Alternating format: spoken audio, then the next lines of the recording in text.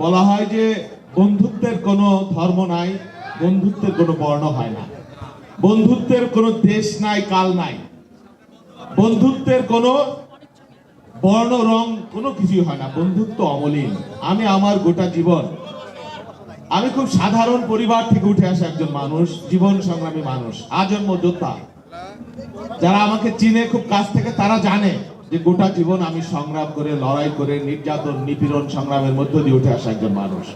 কিন্তু আমার এই দীর্ঘ পথ যাত্রায় আমি আমার আত্মীয় পরিজন থেকে যা না পেয়েছি, আমি আমার বন্ধুদের কাছ থেকে তার চাইতে অনেক অনেক গুণ বেশি পেয়েছি। সত্যি সত্যি কথাই বলছি, আমি আমার অন্তরে, from the core of my heart, আমার বলতে কোনো দ্বিধা নাই যে আমার বন্ধুরা আমার অহংকার। বলা হয় যে সূর্যের ঝকঝকে আলোতে একা হাঁটার চাইতে অন্ধকারে একজন বন্ধুর হাত ধরে হাঁটা অনেক বেশি উত্তম এবং নিরাপদ। বন্ধুত্বের জয় হোক। আজকে এত বন্ধু, আমরা তারুণ্য বা যৌবন উত্তীর্ণ বা মধ্য বয়স উত্তীর্ণ, প্রায় পৌরত্ব, ভাটির টানের মানুষ সবাই, তার মধ্যেও যে অফুরান উচ্ছ্বাস আমার বন্ধুদের মধ্যে আমি দেখছি, নিশ্চয়ই আজকের দিনে সেটা উপভোগ্য ব্যাপার।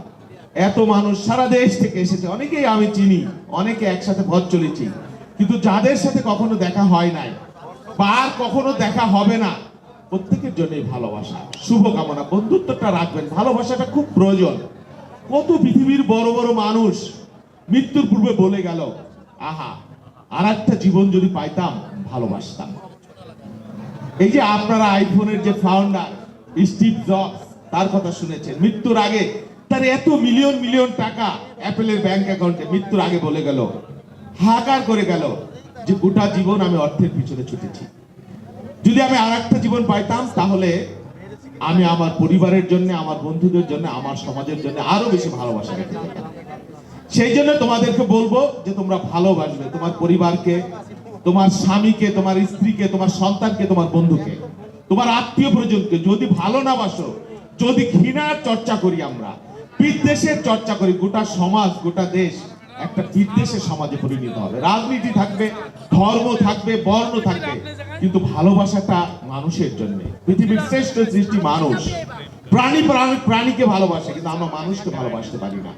সেই জন্য একটা ভালোবাসাময় পরিবার, ভালোবাসাময় স্নেহ মায়াময় পরিবার, সমাজ, দেশ যদি আমরা চাই, তাহলে আজকে থেকে আমাদের সেই চর্চাটা করতে হবে। আমি খুব বেশি কথা বলবো না, আমি খুব অভিভূত এখানে এসে, যে এত বন্ধুদের সাথে দেখা হলো, সময় দিতে পারলাম। আমার এলাকায় একটা 2-3টা প্রোগ্রাম ছিল, সেটা বাতিল করে আমি এখানে এসেছি, কারণ আমি আমার বন্ধুদের সাথে কিছুটা সময় থাকতে চাই। বন্ধুত্বের জয় হোক, চিরকাল হোক। মনির খান গান গেয়ে গেল, আমি আর বেশি কথা বলবো না। আমি তোমাদের ছোট্ট একটা 4-5 লাইনের কবিতা শোনাবো পূর্ণেন্দু পত্রিক।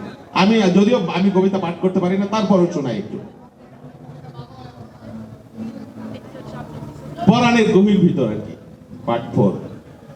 আমি কার কাছে গিয়ে জিজ্ঞামু, সে আমারে দুঃখ দেয় কেন? কেন এত তপ্ত কথা কয়? কেন পাশ ফিরা সয়? ঘরের বিছন নিয়া কেন অন্য ধান খেতে রয়? অথচ বিয়ার আগে আমি তার আসিলাম ধ্যান, আসিলাম ঘুমের ভিতর তার যেন জল পিপি, বাঁশির লহরে ডোবা পরাণের ঘাসের ভিতর।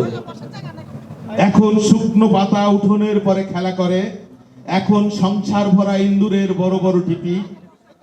মানুষ এমন ভাবে বদলায় যায়, কেন যায়? পূর্ণিমার চান হয় অমাবস্যা কিভাবে আবার? ছাদের পিরিশ কেন রংচটা রোদ্দুরে শুকায়? সিন্দুর মতির মেলা কেন হয় বিরান পাথার? মানুষ এমন তয় একবার পাইবার পর, নিতান্ত মাটির মনে হয় সোনার মোহর। ধন্যবাদ সবাইকে, ভালো থাকো বন্ধুরা। Thank you very much.